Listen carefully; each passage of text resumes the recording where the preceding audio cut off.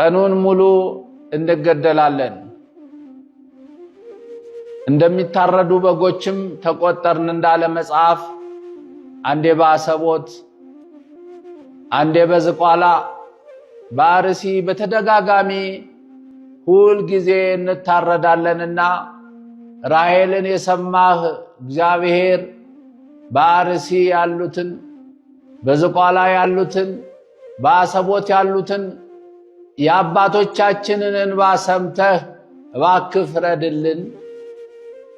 ፍትህ ለአርሲ ኦርቶዶክሳውያን። እየተገደልን እንበዛለን። ይህ ኋላ ቀር የሆነ አስተሳሰብና በየትኛውም ሳይንስና በየትኛውም አካሄድ ብትሄዱ እየተገደሉ መብዛት የሚባል ነገር የለም። ቲክቶከር ሆንክ፣ አርቲስት ሆንክ፣ ጋዜጠኛ ሆንክ፣ እግዚአብሔር ጸጋ ሰጥቶ ሰው ላይ ተደራሽ እየሆንክ ስትሰራ የነበርክ በሙሉ በዚህ ሰዓት ያንተ ሚሊየን ቪው እና ያንተ ሚሊየን ፎሎወር ለታረዱት አባቶቻችንና እንደ ግፋፎ እንደ ደመራ እየተቀጣጠለች ላለችው ቤተክርስቲያናችን ድምጽ ካልሆነ ጥንቅር ብሎ ይቅር። እግዚአብሔር ሲሰጥም ሲነጥቅም ያቀበታል።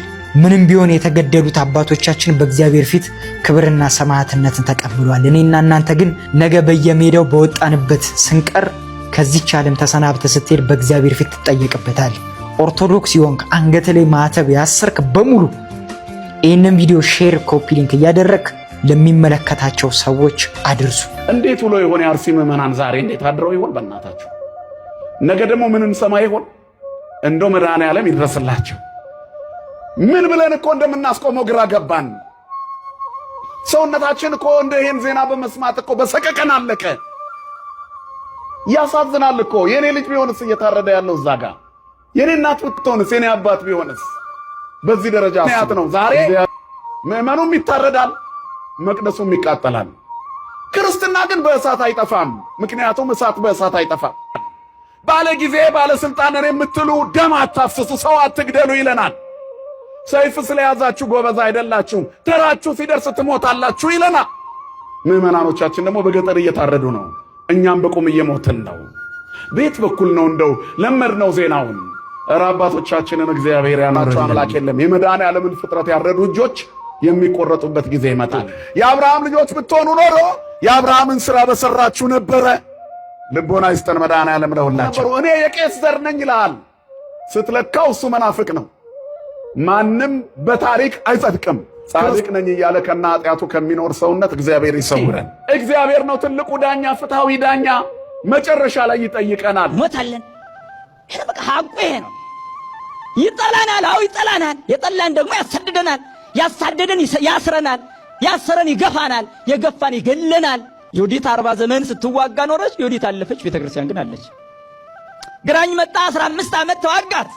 ግራኝ አለፈ፣ ቤተክርስቲያን ግን አለች። አየው። ደርግም መጣ እንደዚሁ፣ ቤተክርስቲያን ተዋጋት። ደርግ አለፈ፣ ቤተክርስቲያን ግን አለች። ኢህአዴግ መጣ ተዋጋት። ኢህአዴግ አለፈ፣ ቤተክርስቲያን ግን አለች። ብልጽግና መጣ ይዋጋታል። እሱ ያልፋል፣ ቤተክርስቲያን ትቀጥላለች። ወዳጄ ኢላ እንዳይመስልህ። አየው ያልፋል። እንዳንተዛዘብ፣ አትሽሞድመድ። ክርስቲያን ከሆንክ ክርስቲያን ነኝ ነው አለቀ። ከሃዲ ከሆንክ ነው ከሃዲ ነኝ ብለህ ለፍ ራስን ጉዳይ አለቀ። አትልሰፈሰፍ። ፈሪሁላ ኦርቶዶክስ ሆነ ትፈራለህ፣ ትንቀጠቀጣለህ፣ ትሽሞደምዳለህ። ለሆድ አደር አትሁን። ሆድህን ሳይሆን አምላክህን አምልክ፣ የፈጠረህን አምልክ። ጊዜያዊ መንግስት ተከትለ ሰማያዊ መንግስት አትርሳ። እንዲህ አይነት መልፈስፈስ የለም። ዓለም ይጠላሃል። አዎ ይጠላሃል፣ ገና ይገድልናል፣ ሞታለን። ይሄ በቃ ሐቁ ይሄ ነው። ይጠላናል። አዎ ይጠላናል። የጠላን ደግሞ ያሳድደናል። ያሳደደን ያስረናል። ያሰረን ይገፋናል። የገፋን ይገለናል። ደማችን ግን ክቡር ነው። ከክርስቶስ ደም ጋር ተዋህዷል። ሰማይና ምድርን ከፈጠረው ጋር ተዋህዷል። እሱ ግንድኛ እኔ እናገራለሁ፣ በአርሲ ምድር ላይ በሃይማኖታችሁ ምክንያት እየተገደላችሁ ያላችሁ፣ እንደ በቆሎ በእሳት እየተጠበሳችሁ ያላችሁ፣ ደማችሁን እንደ ውሃ እያፈሰሳችሁ ያላችሁ፣ እንደ ቅጠል እየረገፋችሁ ያላችሁ፣ እናንተን ሰማዕታት ብንረሳ ብንዘነጋ፣ አባቶች ሆይ ዝምታ በእናንተ አያምርም፣ መፍራትም በእናንተ አያምርም። ነገሩን አይታችሁ እንዳላየ ማለፍ በእናንተ አያምርም፣ ሰምታችሁም እንዳልሰማ ማለፍ በእናንተ አያምርም። የተቀመጣችሁበት ወንበር ጮማችሁ ምዘለዝሉበት ሳይሆን ከልጆቻችሁ ጋር ብሎም ደግሞ በቅድስት ቤተክርስቲያን ላይ በሚደርሰው ነገር ከፊት ወጣችሁ እንድትጋፈጡ የተቀመጣችሁበት ወንበር ያሳያችኋል፣ ያመለክታችኋል። ይህ የምትቀመጡበት ወንበር እናንተ ጮማችሁን የምትዘለዝሉበት ሳይሆን ጥሪያችሁን እየቆረጠማችሁ ከባለማተቡ ጎን እንዲሁም ደግሞ ከቅድስት ቤተክርስቲያን ጎን የምትቆሙበት ወንበር ነው። ብትችሉ አባቶቻችን ሆይ እንደ አቡነ ጴጥሮስ ሁኑ። አባቶቻችን ሆይ አባቱ ምድር ላይ ኦርቶዶክስ መኖር አልቻለም። ተሰደዱ ክርስቲያኖች። ለምን? ዜጋ አይደሉም? ማመን አይችሉም? በፈለጉት ማምለክ አይችሉም? የነፍጠኛ ታቦት ይውጣልን። ማን እንዴ ጎበዝ? ይቺ ቤተክርስቲያን በደሏ ምንድነው? እኛ ክርስቲያኖች ራሱ ምንድነው የበደልነው? ምንድነው የበደልነው? ዝም ማለት፣ መረጋጋት፣ እንዳበሩት አለማበድ፣ ሀገሬ ሕይወቴ ማለት፣ ታሪኬ ማለት ወንጀል ነው። ይጠሉናል፣ ዝም አልነ። ያቃጥሉናል፣ ዝም አልነ። ይፈጁናል፣ ዝም አልነ። ያፈናቅሉናል፣ ዝም አልነ። ዝም አልነ። በጅምላ ቤተክርስቲያን ያቃጥላል፣ ዝም አልነ። እስኪ ልጠይቃችሁ ኦርቶዶክሳውያን፣ ይሄ ሕይወቷ ቤተክርስቲያን አንድነቷ ዝም አሰኛት ሕይወቷ እንጂ እንደባለጉት ብንባልግ እንኖራለን ወይ? ታስታውሳላችሁ? ጀዋር ተከበበ። ማን ከበቡ? እነሱ። ለምን ተከበበ? እኛ ታረድነ እንዴ? የተከበቡ እነሱ፣ ምን ታረድ እኛ ስንታረድ ለምን? ኦርቶዶክስ እሺ ተውት። ሃጫሉ ሞተ። ኦርቶዶክስ ነው፣ ወንድማችን ነው። ባይሆንም ደግሞ የሀገር ሰው ነው። ሰው ነው፣ ሊሞት አይገባው። ማን ገደለው? እነሱ።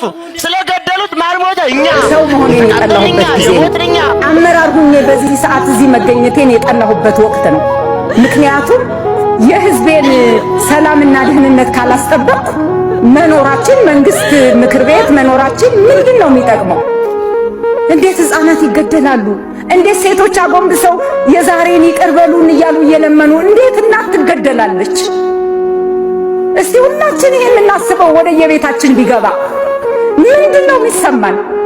ስለዚህ በዚህ መንገድ አስበን እንደ ምክር ቤትም ቁርጥ ያለ አቋም ይዘን መንግስትን እርምጃ እኛ ገብተን እሱን ልንወስድ አንችልም፣ ኃላፊነታችን የኛ ስላልሆነ። ግን መከላከያ ምንድን ነው የሚሰራው? ሰላም ሚኒስቴር ምንድን ነው የሚሰራው? መንግስት ምንድን ነው የሚሰራው? በህገ መንግስት የተሰጠው እኮ የመንግስት ስልጣን የህዝቡን ልማት፣ እድገት፣ ብልጽግና ምናምን ከህዝብ ደህንነት በኋላ ነው የሚመጣ።